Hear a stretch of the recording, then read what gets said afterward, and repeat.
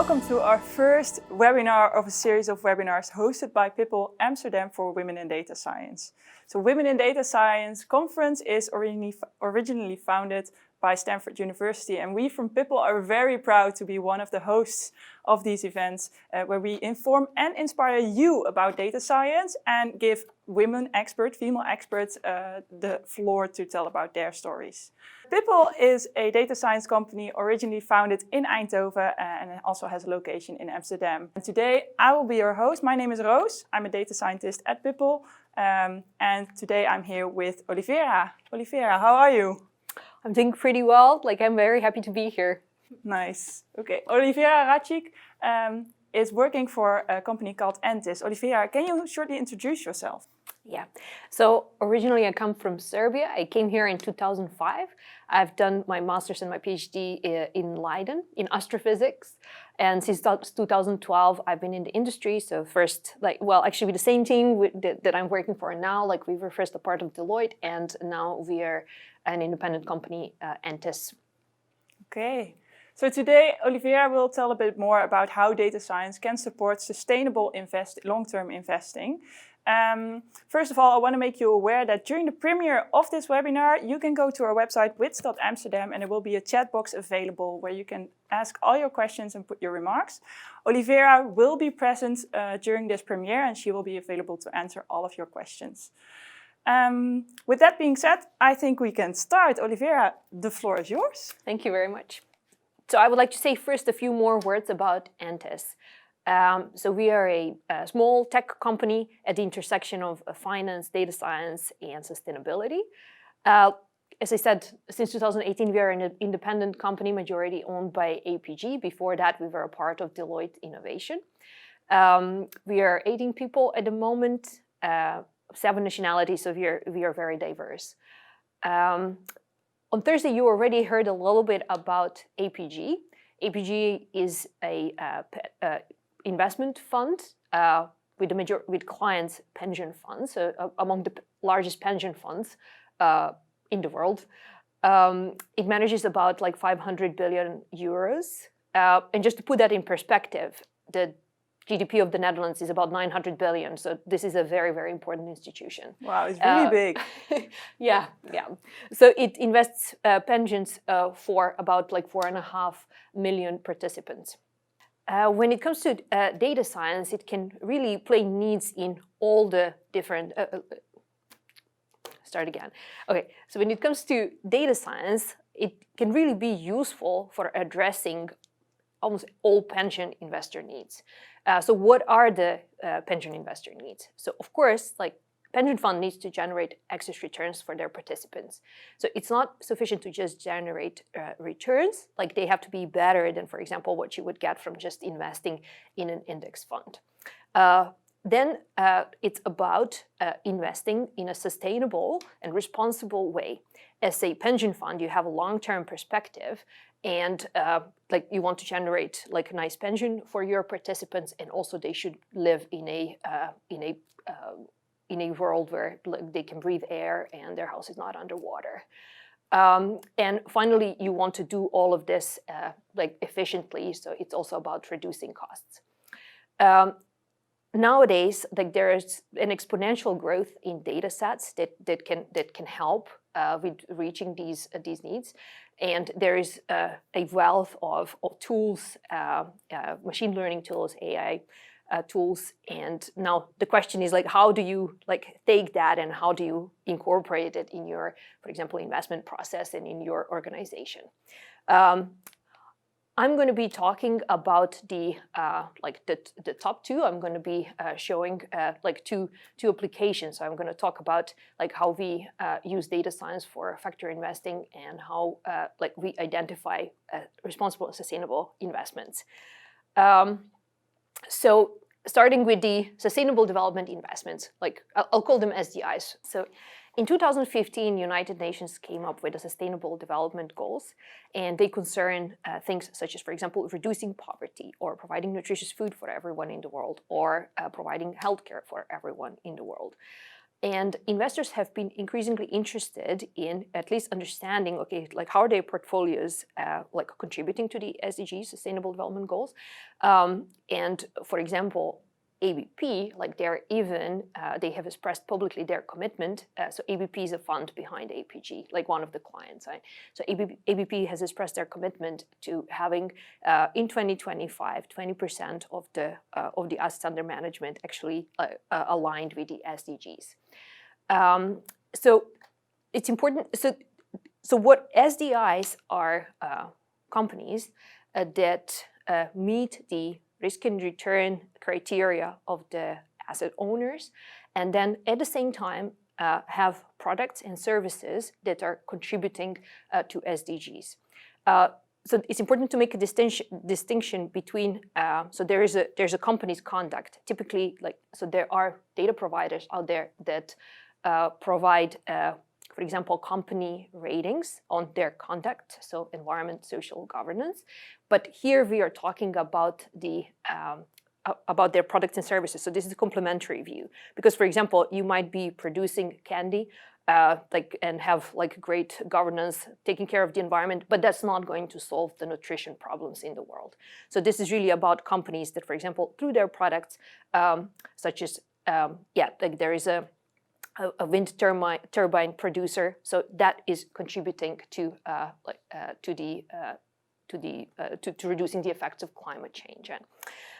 So there was a gap in the market for having these company ratings in this sense, and this is where the asset owner platform with the Entis as a technology partner has developed the standard for rating companies as SDIs. So just a little bit of a history of how we got here, because this is, of course, it's a long process to develop this. So as I said, 2015 Sustainable Development Goals.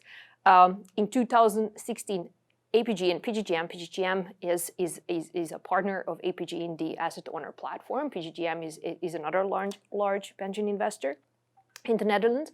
So they came up with a taxonomy. So what does it mean to be investing in SDGs? And this taxonomy is publicly available. You can find it online, right?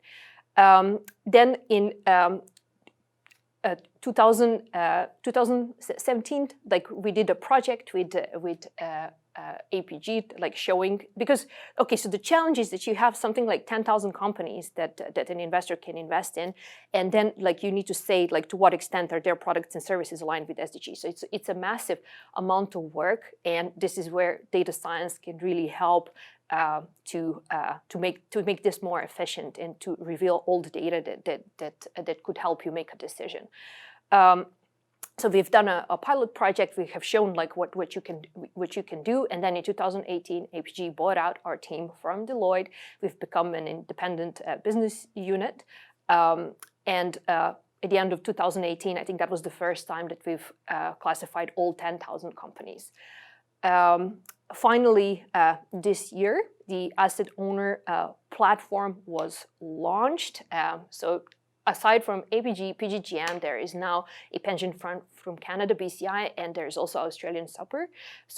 And this is the technology partner, and the data is distributed through Contigo. And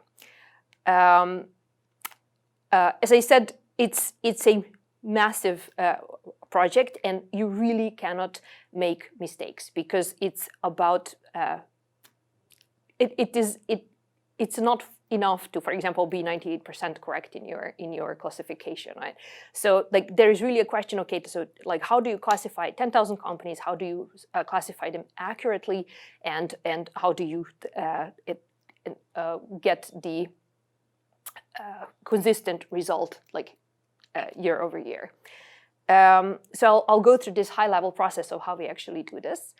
So in the first step, so it is the design authority. So this is the asset owners who decide, okay, this is what investing in SDGs means. So this is how we translate the SDGs into products and services. So this goes on a very detailed level, as you can imagine.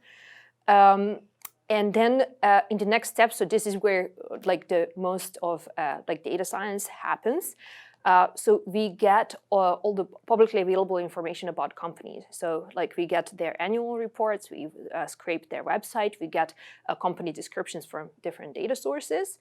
And then, of course, like we process that and clean this text.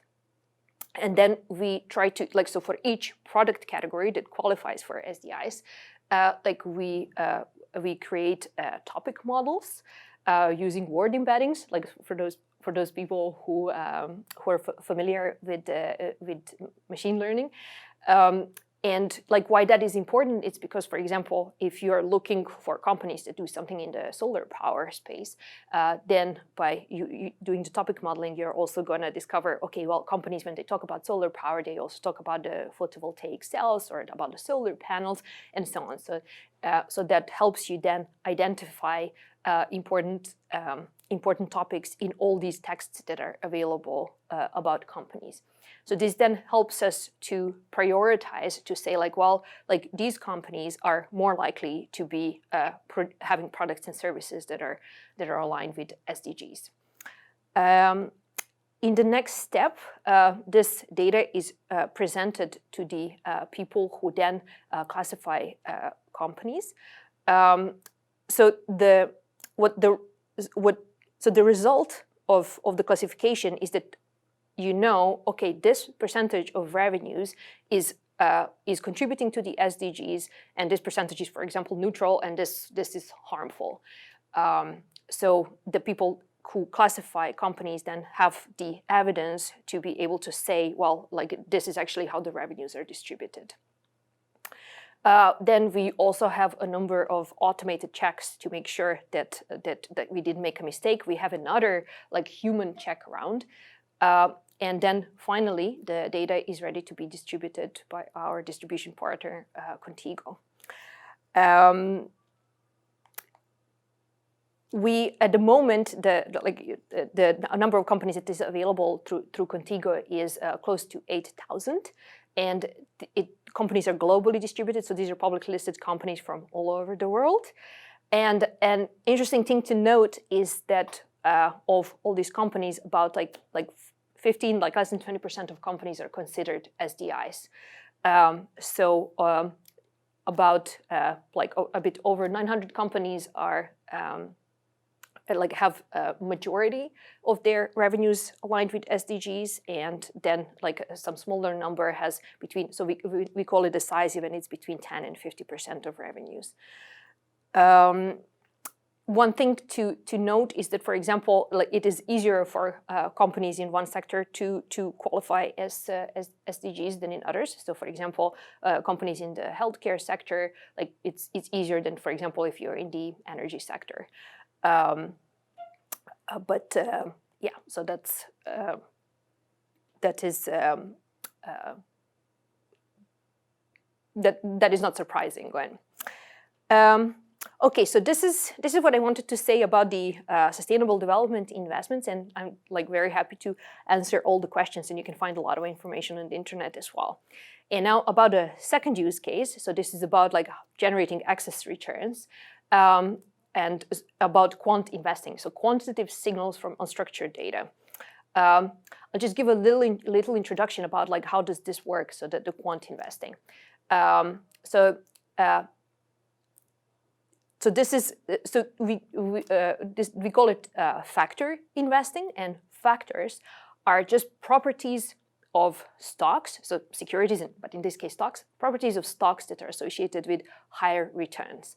So this is as opposed to, for example, fundamental investing. So one can also, for example, go and understand everything they can understand about companies, and then say like, well, like based on the fundamentals of the company, I make a decision to invest in it. But in this case, like we are talking about like detecting some properties that, like if you slightly tilt a portfolio towards companies that exhibit more of that characteristic, that it will generate extra returns. Over decades of research, there have been several factors found. So for example, if you are able to identify companies that are undervalued, that are cheap, at a given point in time, then like investing in those companies will generate extra returns over time. Or for example, like another one is momentum. So it turns out that if stock price goes up for a company, it tends to go up for some time, and then like if it goes down, it tends to go down. So this is also a signal that can be exploited. But as I said, the research into this has been going on for decades, mostly using the traditional data sources. So for example, company earnings or stock prices. And the risk is that as like more and more investors are like using this, that the outperformance is going to be diminishing. So now with the wealth of new information, of new data sources, alternative data sources, so yeah, in finance, the sources that are different from like structured data, earnings, price, they're called alternative data. And so with the rise of alternative data, this is now the new frontier where you can be looking for factors. As an example, I'm going to talk about the diversity investing. I think this is maybe also a good topic for this audience. Like a few years ago, there was a paper, academic paper, that has shown that if you invest in companies with diverse boards and you short companies that have homogeneous boards, that leads to outperformance. It's important to understand here that this is not about like whether your company is managed well or not. So it's not about like whether diverse boards are better at leading companies, because you can have a very good company that is not a good investment because, for example, it's already overvalued. So this is about, for example, analysts, when they hear from a diverse board, they tend to underestimate like what the company's performance is going to be like. So this is where this like these companies then become undervalued. Right? So this paper has used, so they collected data over like 15 years for 1,500 largest companies in the US. And they collected their annual reports. So these are the 10K filings. So like one thing to note, so when it comes to the long-term investing, like you also need a lot of evidence to commit to a certain strategy. So you, for example, need to show that your strategy will perform at good times, at bad times, like when the market is doing well, at a financial crisis. Now we will also have the corona in our history.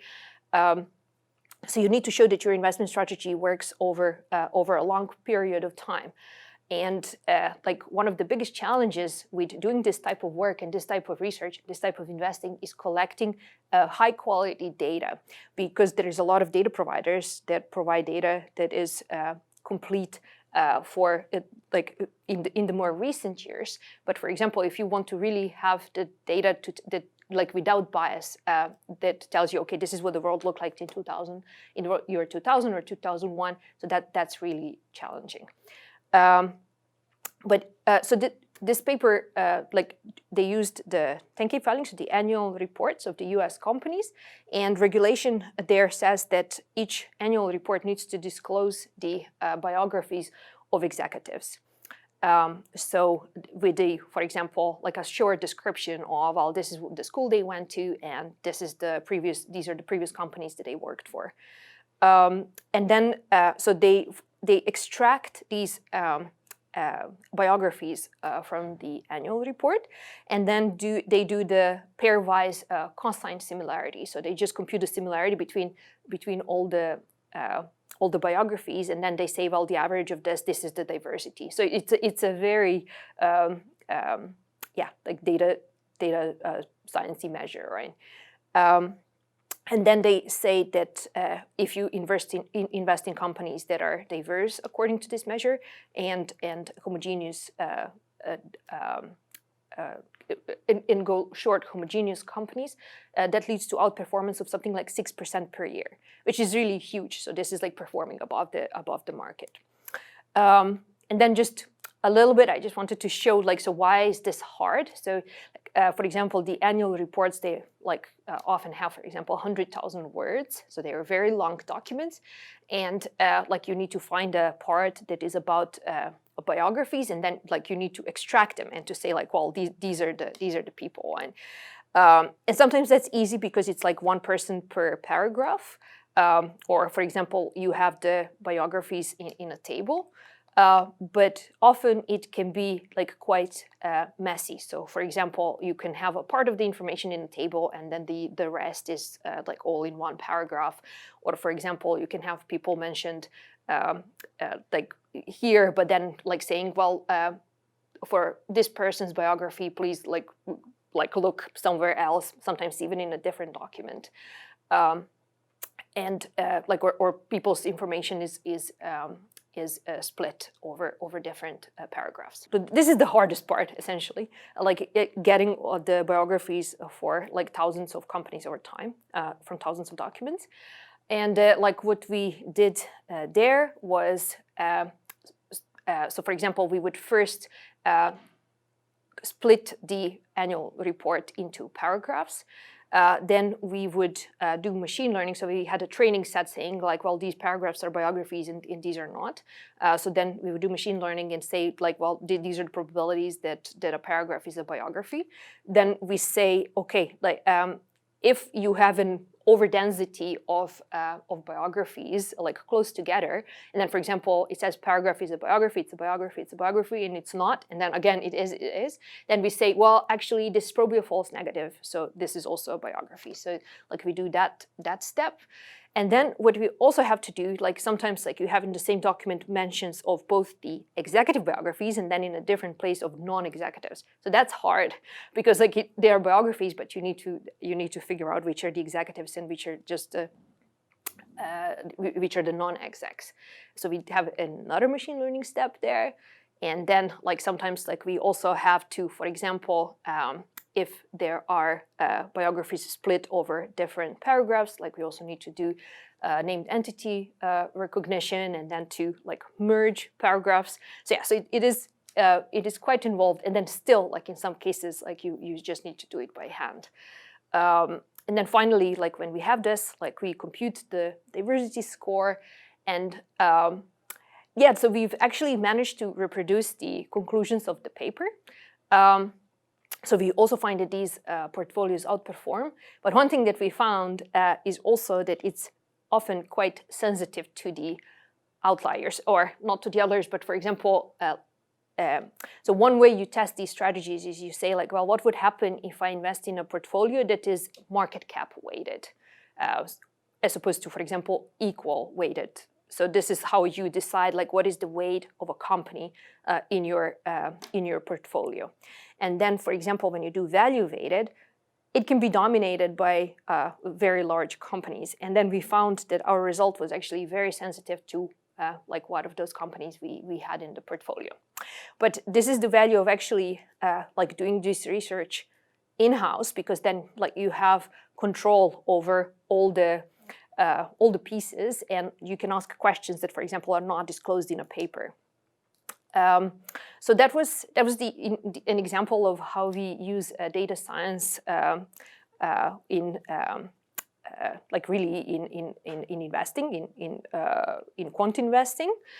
And so yeah, I mean that's all I wanted to say. So just to conclude.